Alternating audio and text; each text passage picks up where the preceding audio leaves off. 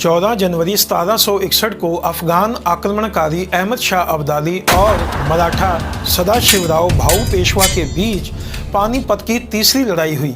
इस लड़ाई में अहमद शाह की जीत हुई और हजारों मराठा सैनिक मारे गए। इसके बाद अफगान सेना ने दिल्ली की ओर कूच कर हजारों ही लोगों को मारकर अफगान सेना ने दिल्ली में भारी लूट खसोट और तबाही की। हर तरह से कीमती खजानों को लूट और हिंदुस्तान के हजारों ही युवक युवतियों को बंदी बना लाहौर वापसी कर रही अफगान सेना पर सरदार जस्सा सिंह आहलूवालिया समेत और खालसा जनरलों ने हमला कर दिया और उन सभी बंधुओं को आज़ाद करवा उनके घरों तक सुरक्षित पहुंचाया भी। इस हमले में सिखों ने अफगानों का बहुत सारा खजाना और हथियार भी छीन लिए और अफगान सेना का दरियाए सिंध तक पीछा भी किया। अहमद शाह अब्दाली ने इस सब के लिए सिखों को सबक सिखाने का फैसला किया। 3 फरवरी 1762 को अहमद शाह को खबर मिली कि सिख मलेरकोटला से तकरीबन 15 किलोमीटर दूर गांव रायपुर गुजरवाल में रुके हैं। यह खबर मिलते ही अहमद शाह बिना समय गंवाए मलेरकोटला की ओर रवाना हो गया। इस समय उसके पास 1 लाख से भी अधिक सेना, कई तोपें और बेशुमार हथियार थे। अभी केवल साल भर ही तो हुआ था जब मराठों की बड़ी ताकत को अहमद शाह ने बुरी तरह से हराया था। अहमद शाह ने लाहौर से मलेरकोटला तक का सफ़र करीब 225 किलोमीटर ब्यास और सतलुज दरिया को पार करते हुए मात्र 1.5 दिन में तय कर दिखाया। मलेरकोटला पहुंचने पर पता चला कि सिख तो मलेरकोटला से और 10 किलोमीटर आगे मौजूदा लुधियाना धूरी रोड पर कुप और रहीड़ा के मध्य जंगल में ठहरे हैं। अहमद शाह अब्दाली द्वारा अपनी फौज को 3 हिस्सों में बांट बेखबर बैठे सिखों को चारों ओर से घेर लिया गया। कुप रहीड़ के जंगलों में सिखों के साथ उनके परिवार भी मौजूद थे। इसमें औरतें और बच्चों को मिलाकर कुल संख्या 40,000 से 50,000 के करीब थी। 5 फरवरी 1762 को सुबह तड़के ही सिखों को अहमद शाह के मलेरकोटला तक पहुंचने की खबर मिली।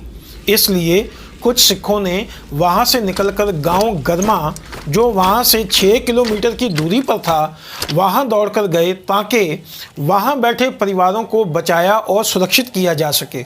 दिन होते ही अहमद शाह अब्दाली ने सिखों को घेर अपने अफगान सेना को आदेश दिया कि किसी भी सिख चेहरे वाले व्यक्ति को जिंदा न छोड़ा जाए, उसे मौके पर ही मार दिया जाए। उसने अपने जर्नैल जैल खान को हिदायत की कि वह सेना के सभी मुसलमान फौजियों को यह बता दे कि वह अपने सिरों पर पेड़ों के हरे पत्ते बांध लें ताकि उन्हें सिख समझकर मारने की गलती ना हो सके। अफगान फौजें चारों ओर से आगे बढ़ने लगी। इस समय सिखों के पास कोई और चारा नहीं था कि वह इस घेरे को तोड़कर निकलने का प्रयास करते। इसलिए सिखों ने एक काफिला बनाकर बरनाला की ओर बढ़ना शुरू किया। इस काफिले के आगे पीछे दोनों ओर नौजवान सिखों को साथ चलाया गया। बाकी औरतों बच्चों को काफिले के बीचों बीच रखा गया। इस तरह धीरे धीरे यह काफिला आगे बढ़ने लगा, अफगान सेना से मुकाबला भी करने लगा। अफगानों ने सिखों का करीब 40 किलोमीटर तक इसी तरह जान माल का भारी नुकसान किया। रास्ते में सिखों ने कुतबा और बामणी गांव में ठहरकर अफगान सेना के साथ लड़ना चाहा, पर इन गांवों में मुस्लिम वर्ग के लोगों ने प्रवेश ही नहीं करने दिया। इस समय सिखों की बागडोर सरदार जस्सा सिंह आहलूवालिया और चढ़त सिंह शुक्र चकिया के साथ अन्य जर्नलों के हाथ में थी। शाम होने तक यह लड़ाई और कत्लेआम जारी रहा। लगातार 1.5 दिन का सफ़र तय कर आए घोड़ों की काठियों पर सवार रहने और कई घंटों की लड़ाई लड़ने के बाद अब अफगान सेना भी थक चुकी थी। अब वह भूखे प्यासे और थके हुए थे। उन्हें कुतबा गांव से कुछ आगे पानी की ढाब नजर आई। बहुत से अफगान तो पानी पीने के लिए एक दूसरे को पीछे धकेलने लगे। इस कत्लेआम तबाही में करीब 35,000 से 40,000 सिख, औरतें और बच्चे एक ही दिन में मारे गए। सिख इतिहास में इस कत्लेआम को हर साल 5 फरवरी को वड्डा कलूकारा अर्थात बड़ी तबाही के नाम से याद किया जाता है। इस तबाही में जस्सा सिंह आलूवालिया और चड़त सिंह शुक्रचकिया ने बहुत ही शानदार ढंग से अफगानों का मुकाबला किया था।